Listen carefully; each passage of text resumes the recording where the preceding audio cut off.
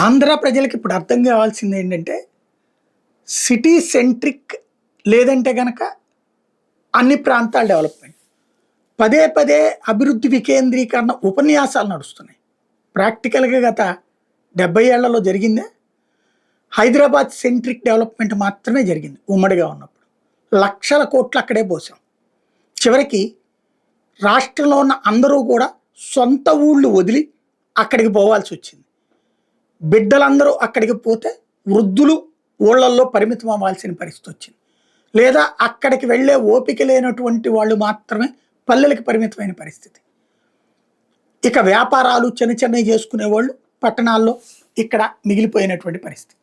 Hyderabad centric development జరిగింది. అభివృద్ధి వికేంద్రీకరణ అప్పుడు కూడా నాయకులు అటు కాంగ్రెస్ అధికారంలోకి వచ్చిన, ఇటు తెలుగుదేశం అధికారంలోకి వచ్చిన ఉపాధ్యాయాలు ఇస్తానే వచ్చారు. అక్కడ ఒక పరిశ్రమ పెట్టాం, అక్కడ ఒక పరిశ్రమ పెట్టామని. శ్రీకాకుళంలోని పరిశ్రమలు ఉన్నాయి, విజయనగరంలోని పరిశ్రమలు ఉన్నాయి, విశాఖపట్నంలోని పరిశ్రమలు ఉంటాయి, అనంతపురంలోని ఇప్పుడు పరిశ్రమ ఉంటుంది. కానీ వాట్ నెక్స్ట్?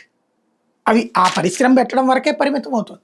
లెక్కనైతే షుగర్ ఫ్యాక్టరీలు ఎప్పటి నుంచినో ఉన్నాయి, పాల ఫ్యాక్టరీలు ఎప్పటి నుంచినో ఉన్నాయి, కరెంట్ ఫ్యాక్టరీలు ఎప్పటి నుంచినో ఉన్నాయి, వీటీపీఎస్ లాంటిది. డెవలప్మెంట్ జరిగిపోయిందా?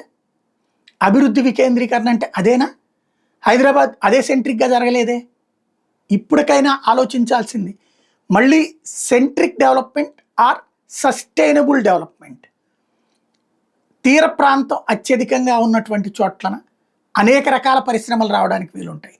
దానికి కావాల్సినటువంటిది చిత్తశుద్ధి, ఎస్పెషల్లీ రాజకీయ వేధింపులు లేదంటే రాజకీయ గందరగోళాలు లేకుండా ఉండాలి.